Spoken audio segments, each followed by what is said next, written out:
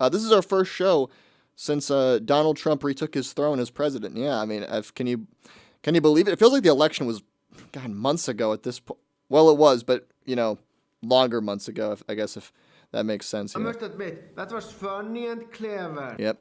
And so I was kind of surprised he wasn't president already. I mean, it feels like he's been president for a while at this point, but no, he's been president now 3 days. He retook office. I didn't really watch the inauguration, especially because it was at 9 a.m. in Western time is when he took off, or Pacific time is when he took office again. And it's like, look, on a weekend or on a day off, I ain't getting up at 9 a.m. for nothing, all right? Like, I'll get up at 11 a.m. at probably 10:30 at the earliest, all right? I ain't getting up at 9 a.m. Not that I really would have watched it anyway. It's not even for political reasons. It's just I have better things to do than watch that crap. Another thing thinking about it, it was probably the first presidential inauguration I wasn't alive to. I mean, I was alive for that. I didn't watch live in a long time because 2021, when Biden got in, I remember I watched it because I was up at 9 a.m. So I figured I had nothing else to do. So I watched because it was a school day. So I had it kind of, well, I guess I didn't watch it, but I just had it on the background since it's a historic moment. Or I used to care more about that back then about, this is a piece of history. We got to watch this. Because it's like, yeah, it technically is, but who really cares? It's like a new president comes in every 4 years. It's not that historical anymore. But I did watch Biden's. Trump's, I watched the first one when I was in 8th grade, I think. Kind of. Well, actually, we didn't really watch it, the actual swearing in, because we were in history class. And the history teacher, I remember he was a pretty funny guy. He instead wanted to just he looked up who's the president of the United States, and he kept refreshing the page until Trump showed up, because he just wanted to be, that was important to him, to be there at the moment where it refreshed it when you look it up Trump. And it was funny because in those few minutes before Trump got in at like 8:56, 8:57, it was like fluctuating a lot to where at one point it was, I always remember it was funny. It said, when you look up who's the president, I don't know who was doing this, but it said George Bush, and it showed a picture of like Ronald Reagan or something. So I don't know how they screwed up that bad, but whatever. I guess Ronald Bush came back to office. That's pretty cool. So go on, and maybe he'd be a better president. I must admit, that was funny and clever.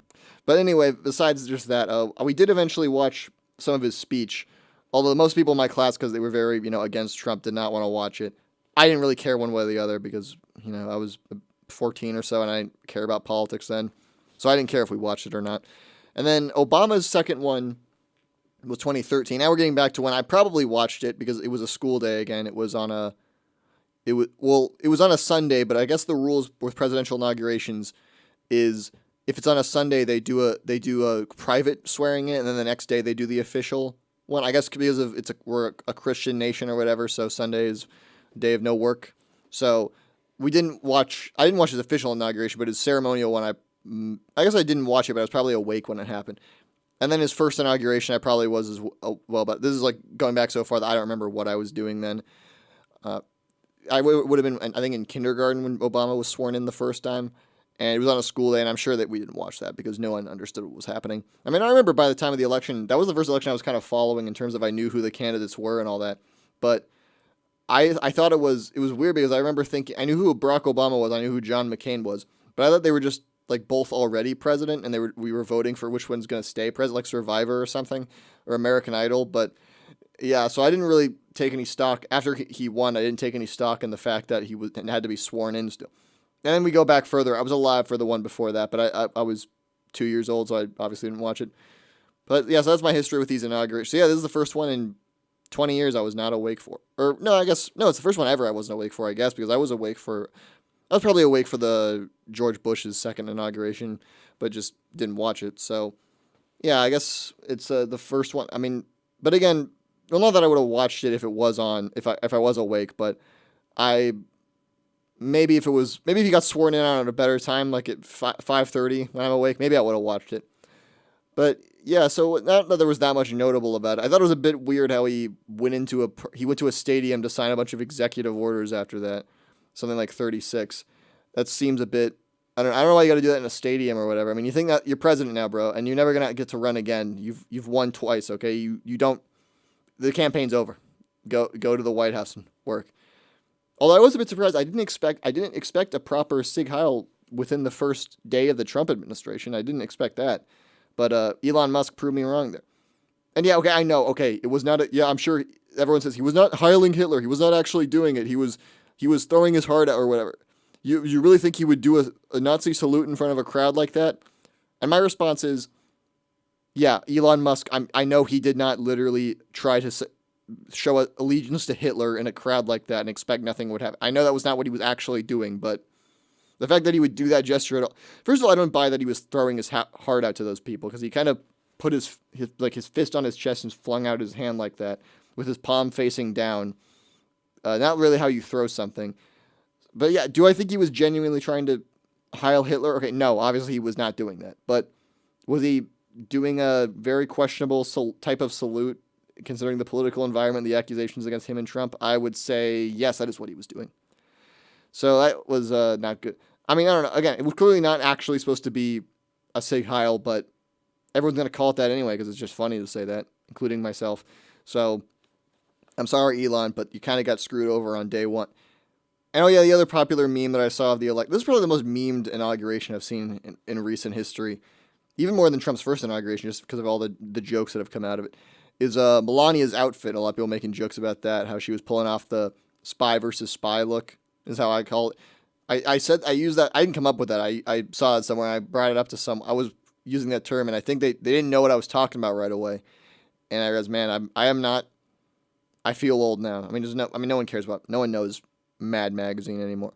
I mean, if you want kind of proof of that, this is a bit of a sidetrack, but if you remember back in 2020 when there was that guy Pete Buttigieg who was running for president, and Trump called him Alfred E. Newman, that was his big roast against him.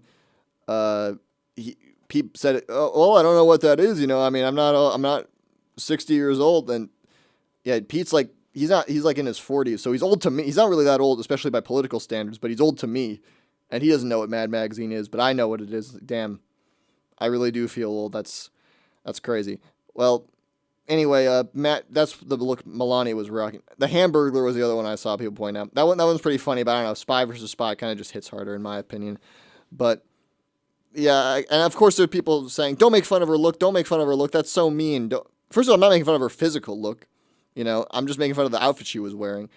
And then, you know, hey, the way I see it, if your side wins politically, you should be very resistant to jokes about them, okay? And you were on the winning side, okay? You can take some jokes about your side for as long as your side's in power. I mean, especially when, you know, the last 4 years, oh yeah, you guys were really holding back with the jokes about Biden and his family and all that. You know, you guys were showing a lot of maturity there. You're not saying anything about him or his family or his son or anything like that. So, okay, now just, like, I don't know, it just annoys me. I don't even care about the political angle. I just hate the hypocrisy around it where you spend the last 4 years saying Biden has dementia and is senile and he's a complete idiot, and his son is a coked up hooker screwing moron who's should be thrown in jail. You say all that and make all the jokes you want about, and then when Trump gets in, the jokes are all off. We can't say anything. Like, no, come on, shut up. Okay? Like, if Kamala was getting sworn in right now, you know the jokes would be flying about whatever she was wearing or whatever her husband was wearing, which would be fair, you know, because she won. It would be fair enough to do that kind of thing. So don't pull the whole, when your side gets in, we're done with the jokes, all right? No, we're not doing that. But anyway, congratulations to Trump and Elon, the first lady, and Trump's legal wife, the second lady, I guess. And hope they can accomplish their mission of making America great again, and I hope it doesn't involve invading Poland in the process. So good luck to them. Good luck to them. And before he tries to pull this show off there, you know, because he's the one listener, the one person listening, I just want to say I completely swear allegiance to the president right now. I would never say anything bad about it. Though it was all goofs. It was all jokes. Okay, I'm done. I love you, Mr. President. Please don't hurt me.